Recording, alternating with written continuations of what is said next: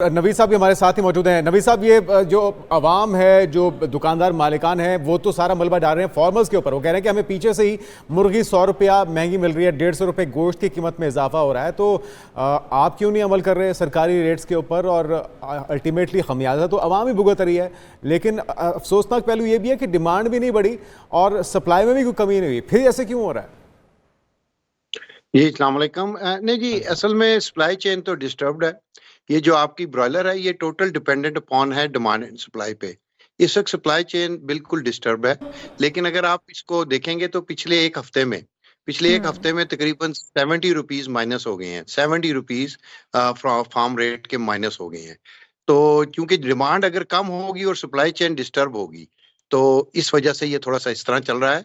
और दूसरा जी, गवर्नमेंट से मेरी भी रिक्वेस्ट है, गवर्नमेंट ने इसको कैप किया। नवीद साहब, इसकी वजह क्या है जो आप कह रहे हैं डिमांड और सप्लाई जो है वो मुतासिर हुई है? इसकी वजूहात क्या है? ये थोड़ा सा इसके ऊपर भी रोशनी डालिएगा। जी, इसकी वजूहत बड़ी सिंपल सी हैं जी। प्लेसमेंट कम है क्योंकि इनपुट कॉस्ट बहुत ज्यादा है। फीड और चूजा बहुत महंगा है और फार्मर की रेंज से बाहर है, तो फार्मर रिस्क नहीं लेता। ये आपको पता है, लाइफ स्टॉक का काम है, इसमें रिस्क एलिमेंट बहुत हाई होता है। तो प्लेसमेंट कम है, इस वजह से जो सप्लाई चेन है वो डिस्टर्ब्ड है।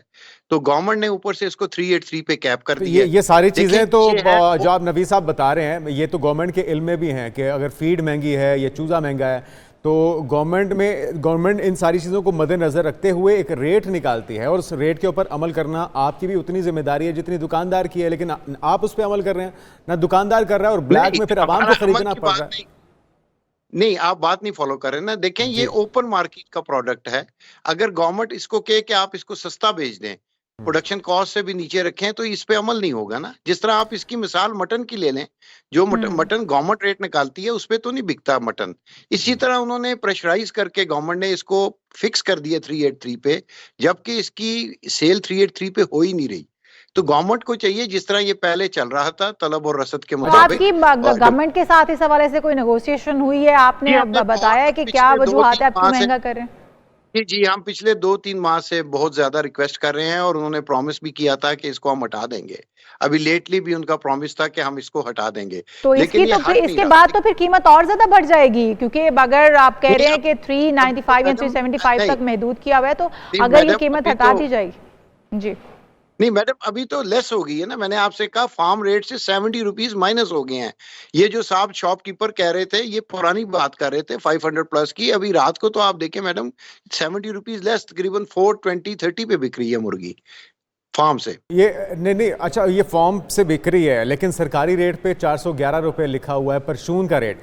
इसी तरह से अगर बात की जाए, जो थोक का रेट है वो 397 रुपये है।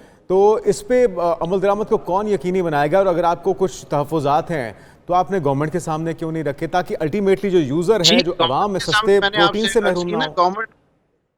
गवर्नमेंट के सामने तो हमने मैनी टाइम्स रखे हैं जी। हमने मीटिंग की है, एडवाइजर हैं आपकी प्राइस कंट्रोल की मैम सलमा, उनसे रिक्वेस्ट की है, चीफ मिनिस्टर से रिक्वेस्ट की है, 12 दफा की है कि इसको ओपन रहने दें।